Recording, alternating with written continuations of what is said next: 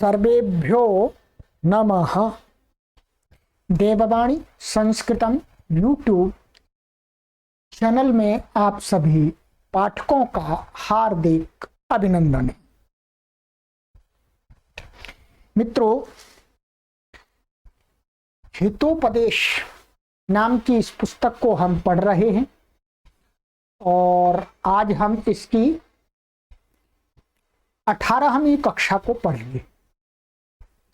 17 कक्षाएं मैंने पढ़ा दी हैं। इसको आदि से लेकर के अंत तक इस पूरी पुस्तक को पढ़ना है। ये आपके ज्ञानवर्धन के लिए बहुत सुंदर पुस्तक है। 12 वर्ष से लेकर के 100 वर्ष के आयु के पाठक इसको आराम से पढ़ करके लाभान्वित हो सकते हैं, अच्छी अच्छी बातों को सीख सकते हैं, अच्छी अच्छी नीतियों को सीख सकते हैं। आप इन कक्षाओं को सपरिवार आराम से एक साथ बैठ करके भी टीवी पर यूट्यूब के माध्यम से देख सकते हैं और एक अपने संपूर्ण परिवार को सुगठित और संगठित रख सकते हैं। मित्रों, इन सभी कक्षाओं को क्रमानुसार देखने के लिए प्लेलिस्ट में एक कॉलम बना दिया गया है। उस कॉलम में हितोपदेश नाम का कॉलम है। आप उस पर क्लिक करेंगे, सभी वीडियोज आपको क्रमशः प्राप्त हो जाएंगे। और मित्रों, आपसे मैं एक निवेदन जरूर करता रहूंगा कि ये मैं 1 करोड़ लोगों के लिए कार्य कर रहा हूं। 1 करोड़ से अधिक भी इसका लाभ ले सकते हैं, परंतु कम से कम 1 करोड़ लोग इस कार्य से लाभान्वित हों, भारतीय संस्कृति और भारतीय संस्कृत भाषा से जुड़े। तदर्थ मित्रों, मैं आपसे निवेदन करता हूं कि ये कक्षा जनसामान्य के लिए है। आप अधिक से अधिक लोगों तक इसका लाभ दीजिएगा, शेयर कीजिएगा। आप अपने व्हाट्सएप ग्रुप बना करके प्रतिदिन आप उसमें एक कक्षा या प्लेलिस्ट में से लिंक कॉपी करके वहां शेयर कीजिएगा।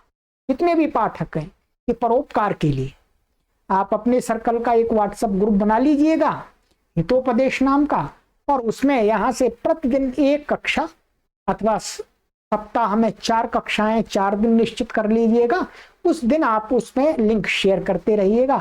आपके जो सर्कल के लोग हैं वो भी लाभान्वित हो जाएंगे, जिससे आपको लाभ होगा। चलिएगा, यही मेरा आपसे निवेदन है।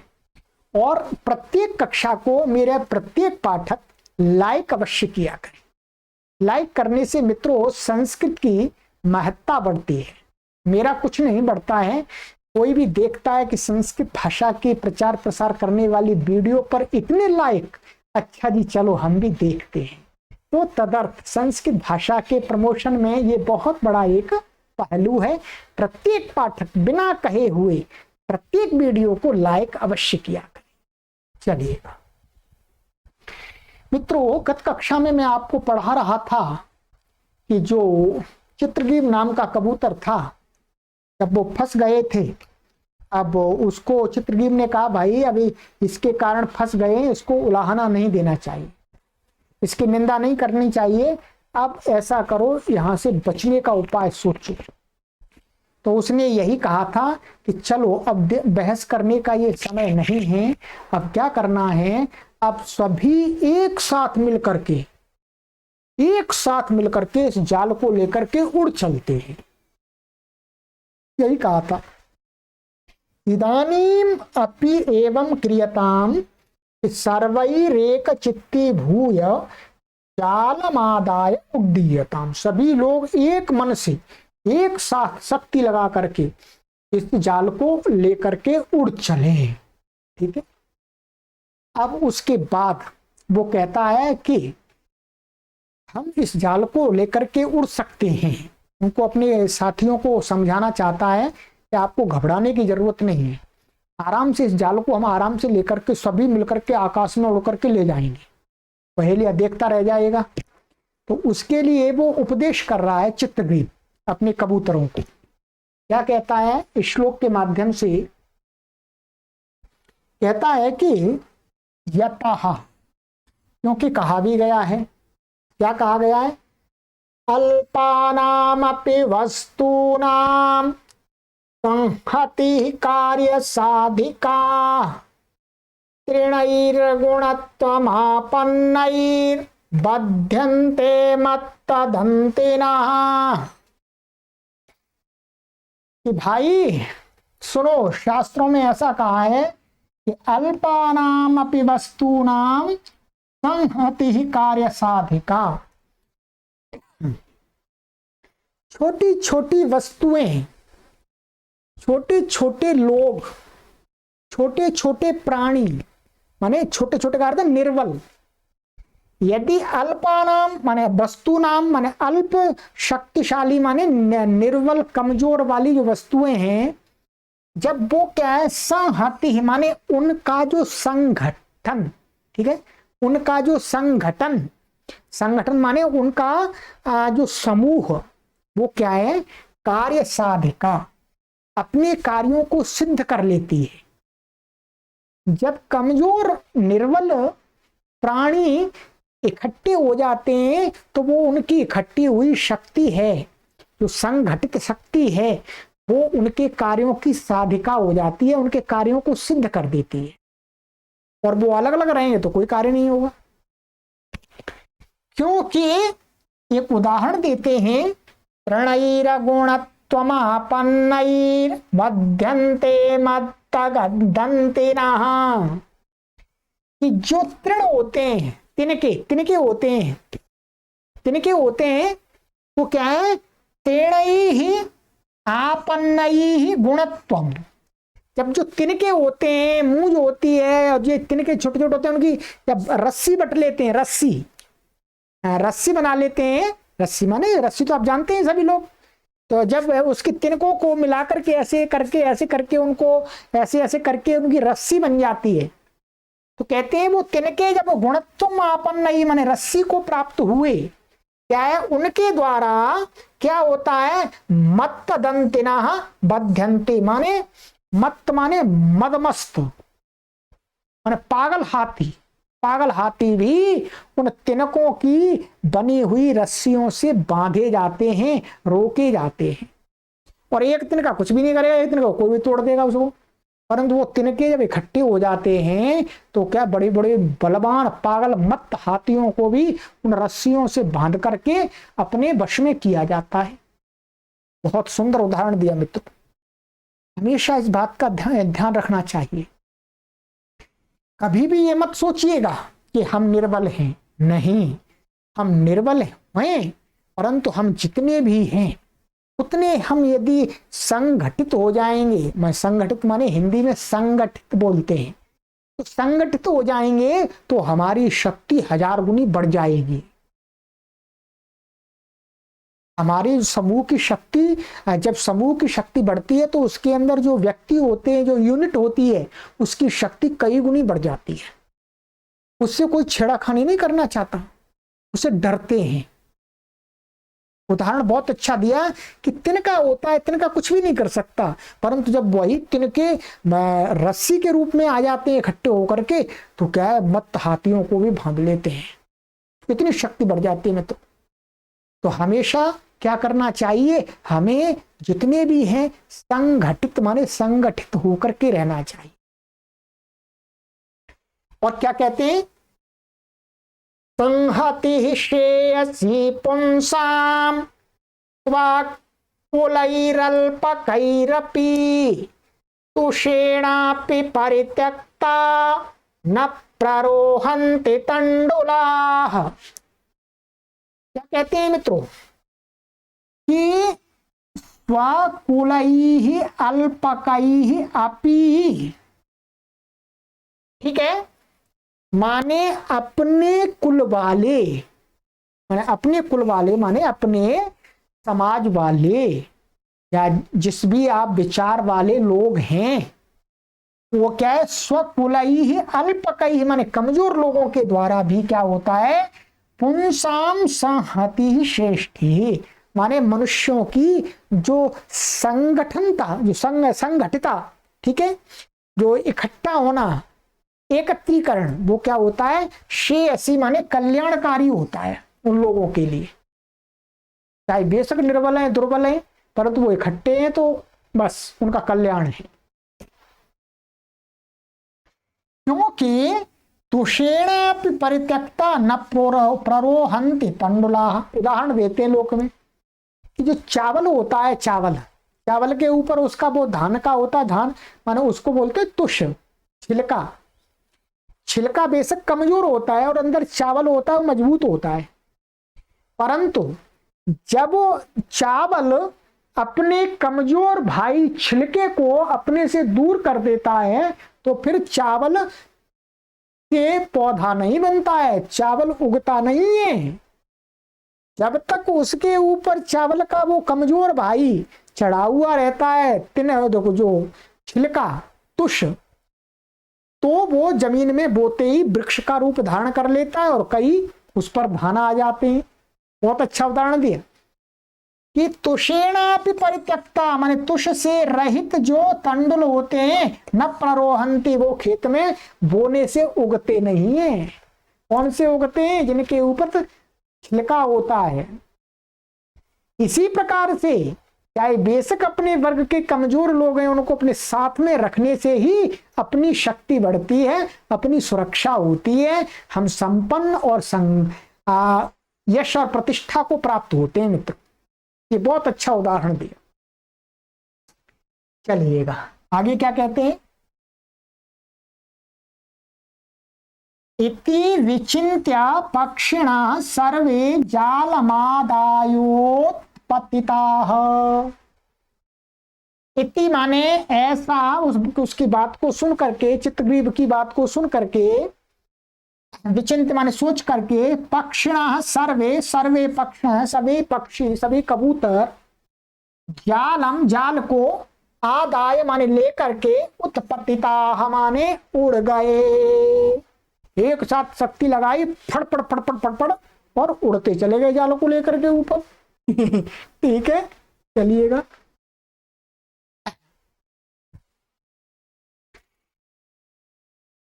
अनंतरम स व्याधः सुदूरात् जालापहारकांस्तान् अवलोक्य पश्चात् धावन् अचिन्तयत्। कहते हैं कि अनंतरम माने जब वो जाल को लेके उड़ गए कबूतर, तो उसके बाद में, अनंतरम माने उसके बाद, स व्याधा वो व्याध, सुदूरात् माने जो दूर बैठा हुआ तो छुप करके वहां से, जालापहारकान तान अवलोक्य माने जाल का अपहरण करने वाले कबूतरों को, माने जाल का अपहरण करने वाले उन कबूतरों को अवलोक्य माने देख करके आकाश में, कि पश्चात उनके पीछे पीछे नीचे जमीन पे, कबूतर तो ऊपर उड़ गए आकाश में, और उनके पीछे पीछे नीचे जमीन पर धावन माने दौड़ता हुआ, अचिंतायत सोचने लगा, पीछे पीछे भागने लगा, भाई मेरा जाल ले गए, मेरा जाल ले गए। ये ऊपर ऊपर देख रहा है, नीचे दौड़ रहा है और मन में सोच रहा है। मन में सोचा उसने, क्या सोचा? कहते हैं उसने एक श्लोक कहा व्याध ने, संहतास्तु हरन्ते ते मम जालम विहंगमाः यदा तु विवधिष्यन्ति वशमेष्यन्ति मे तदा। व्याध सोचने लगा और कहने लगा, सुनो भाई, संहताः हरन्ते ते मम जालम विहंगमाः। विहंगमा माने पक्षी, संहता माने इकट्ठे हुए, एकत्रित हुए, एते माने ये, मम जालम मेरे जाल को, हरन्ति माने ले जा रहे हैं, मेरे जाल को हरण करके ले जा रहे हैं। कहता है यदा तू, परंतु जब, जब तो, यदा माने जब तो, विवदिष्यन्ति जे आपस में लड़ेंगे। ऐसे सोच रहा है ये आपस में लड़ेंगे भाई, हम नहीं, अब तो यही उतर जाओ, कोई कहेगा नहीं अभी मत उतरो, तो आपस में विवाद करेंगे। तब वशम एष्यन्ति में तदा, तब ये मेरे वश में आ जाएंगे। ऐसा सोचने लगा और दौड़ने लगा पीछे पीछे। और तो कुछ कर ही नहीं सकता, आकाश में क्या करेगा। जमीन पर तो पकड़ भी लेता, आकाश में क्या करेगा। कहते हैं कि इस प्रकार से वो सोचने लगा। ततस्तेषु चक्षुर विषयम अतिक्रांतेषु पक्षिषु स व्याधो निवृत्तः। अब क्या हुआ, ऐसे वो सोचने लगा, दौड़ने लगा, पक्षी भी आकाश में उड़ते जा रहे थे। तो कहते तथा मन उसके बाद तेषु चक्षु विषयम अतिक्रांतेषु पक्षिषु। अब क्या है, वो दौड़ता रहा पर पक्षी और तेजी से उड़ते रहे। तो क्या हुआ, चक्षुर विषय माने उस व्याध की आंखों से ओझल हो गए, दूर निकल गए, दूर हुए, अतिक्रमण करके अब नहीं दिख रहे। ऐसे पक्षियों के हो जाने पर, माने दूर चले जाने पर अब दिख ही नहीं रहे। सब व्याधः निवृत्तः, व्याध लौट दिया वहीं से, भाई ये तो ले गया, अब नहीं है, बस में नहीं, अब दिख ही नहीं रहे, किधर दौड़ू। तो वहीं से वो निवृत्ता माने वापस हो लिया अपने घर को। ठीक है। अथा लुब्धकम निवृत्तम दृष्ट्वा कपोता ऊचुः स्वामिन् किमिदानीं कर्तुम उचितम। अथ माने अब इस प्रकार से लुब्धकम निवृत्तम माने उस जो लोभी जो बहेलिया था लुब्धक, उसको निवृत्तम माने लौटे हुए समझ करके, देख करके कि भाई वो तो लौट गया। उसके बाद दूसरे कबूतरों ने बोले, ऊंचू माने कहा, चित्रग्रीव को कहा, स्वामिन ये मुखिया जी, ये मालिक किम इदानीम कर्तुम उचितम। अब क्या करना चाहिए बताओ जल्दी से, कहां तक उड़ना है, अब क्या करना चाहिए। चित्रग्रीव उवाच, चित्रग्रीव माने वो मुखिया बोला। क्या बोला मुखिया, कहते हैं मुखिया बोला कि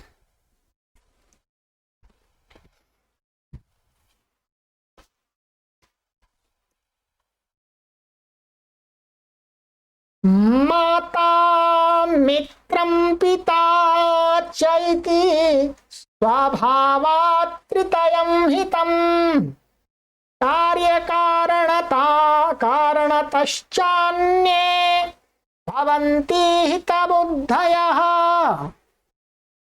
क्या कहा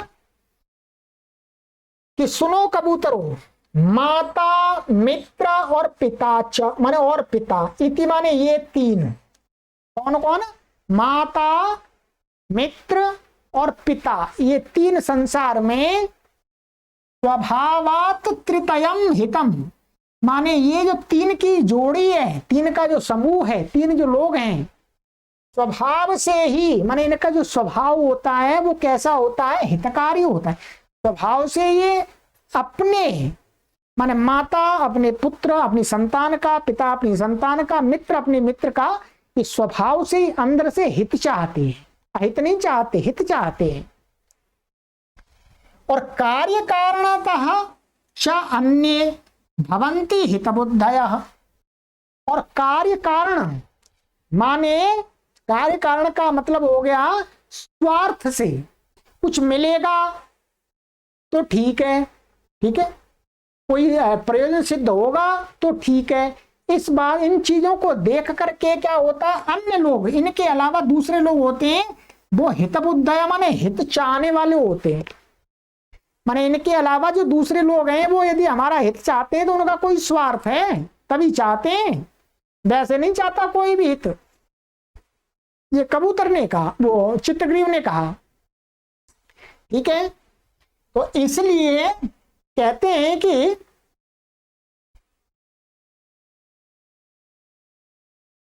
तदस्माकं मित्रं हिरण्यको नाम मूषिकराजो गंडकी तीरे चित्रवने निवसति तोस्माकं पाशांश्छेत्स्यति।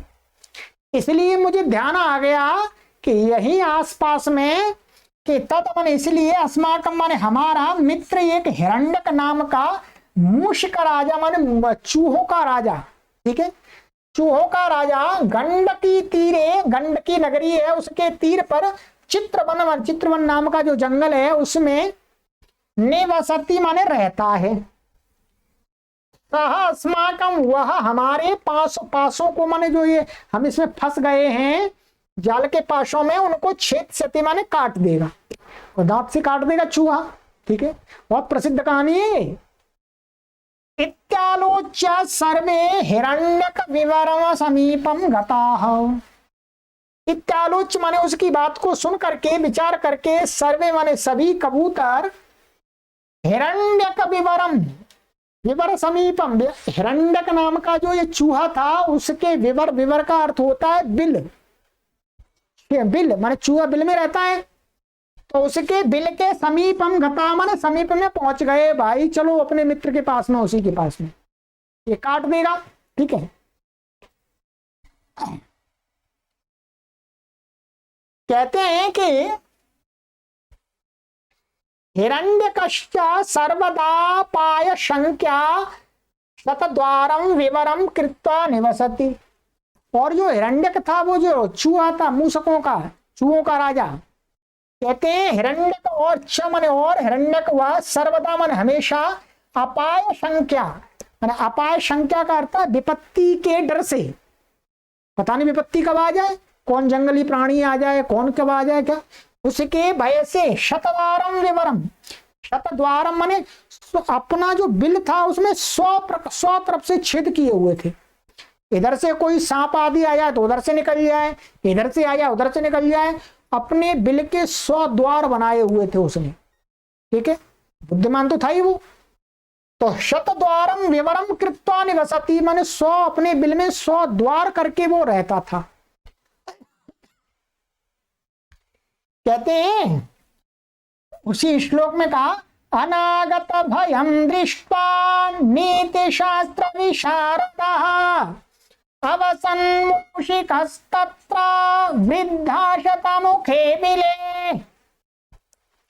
कि वो चूहा था, वो क्या है, अनागतम भयम दृष्ट्वा नीति शास्त्र विशारदः माने नीति शास्त्र में निपुण वो चूहा, नीतियों को जानने वाला, पढ़ा लिखा, शास्त्रों का ज्ञाता। ठीक है, शास्त्रों का ज्ञाता। अनागतम भयम दृष्ट्वा माने अभी भय आया नहीं है पर आ सकता है, भय की कल्पना को करके कि भविष्य में कभी भी भय आ सकता है, आपत्ति आ सकती है, ऐसा दृष्टवा माने देख करके, जान करके, विचार करके। वृद्धा वो वृद्धा, मूषिका माने वो चूहा क्या है, पत्र माने वहां जंगल में, शतमुखे बिले 100 मुख वाले बिल में, अवसत माने रहता था। तो जो उसका मित्र था चित्रग्रीव का चूहा, वो बिल में रहता था, वहां चित्र गंडकी तीर के किनारे चित्र वन में। ठीक है,